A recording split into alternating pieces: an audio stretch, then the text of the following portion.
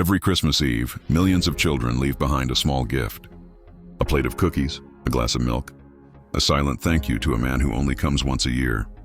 But what if I told you, this innocent act, this warm, sugary symbol of holiday spirit, wasn't born from kindness or magic at all.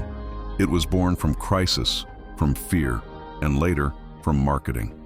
Tonight, we unwrap the shocking truth behind Santa's cookies, because behind every sweet bite lies a story baked in guilt, survival, and a very clever lie. We all know the story. Santa, the jolly old man in red, travels the world in a single night. He lands on rooftops, squeezes down chimneys, and leaves gifts for good boys and girls.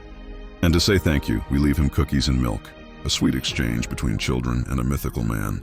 Innocent, heartwarming, eternal. But here's the twist. For most of history, no one left Santa anything. Not cookies, not milk, not even carrots for his reindeer. This tradition didn't come from the North Pole. It came from something much closer to home, and much darker. It's 1933. The United States is in crisis. Families are struggling to afford food. Children go to bed hungry. Christmas, once a symbol of joy, feels like a cruel reminder of what they've lost.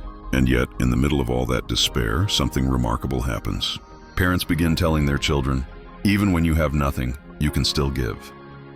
So they start leaving out a few cookies, crumbs, really, for Santa. Not because he needed them, but because they needed to believe in generosity. The cookies became a moral lesson. Give, even when times are hard. A simple gesture to teach hope in hopeless times, but soon, that small act of kindness would be noticed and twisted. By the 1940s, America was changing. The war was ending, factories were booming again, and the dream of prosperity was back on the table. That's when advertisers, the real elves of modern Christmas, saw an opportunity. Coca-Cola had already turned Santa red and round, but cookie companies, they wanted in on the magic too. Enter Nabisco, Pillsbury, Betty Crocker. Their ads didn't just sell cookies, they sold rituals. Bake cookies for Santa, they said. Show him you've been good. And just like that, a moral tradition born from poverty became a marketing campaign worth millions. The Great American Santa wasn't just a symbol of joy anymore. He was a salesman, and his favorite snack? Whatever brand was willing to pay for his plate. But this story isn't just about corporations, it's about us. Why did this simple tradition catch on so fast? Why did it feel right? Because cookies are emotional currency. They're warmth, safety, childhood. Leaving cookies for Santa isn't just about him. It's about us trying to preserve innocence, to hold on to wonder, to believe that good deeds, no matter how small, still count. And the milk? That came later, a wholesome image of purity, health, and comfort. An all-American addition that made the ritual feel complete. But here's the irony. As we left cookies for Santa, we started buying more for ourselves. Generosity turned into consumption, and the tradition of giving became the season of spending. Not everyone feeds Santa cookies. In the UK, children leave mince pies and sherry, a holdover from Old English customs. In Sweden, it's porridge for Tomt, a farm spirit who protects the household.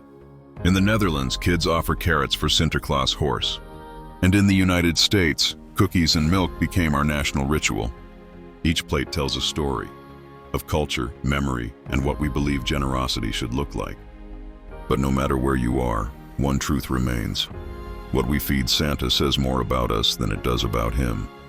Maybe it doesn't matter where the tradition came from. Maybe it doesn't matter if it started as marketing or desperation. Because tonight somewhere a child will set out a cookie and believe, with all their heart, that kindness still matters. And maybe that's the real magic. Not Santa, not the cookies, but the simple act of giving without expecting anything back. So this Christmas, when you set out your cookies and milk, remember, you're part of a story that began in struggle, grew through greed, and somehow still ended in love.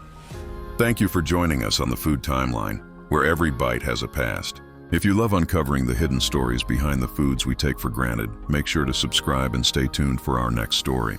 Because next time, we're revealing how one Christmas drink once sparked a riot. Until then, keep your cookies close. You never know who might come for them.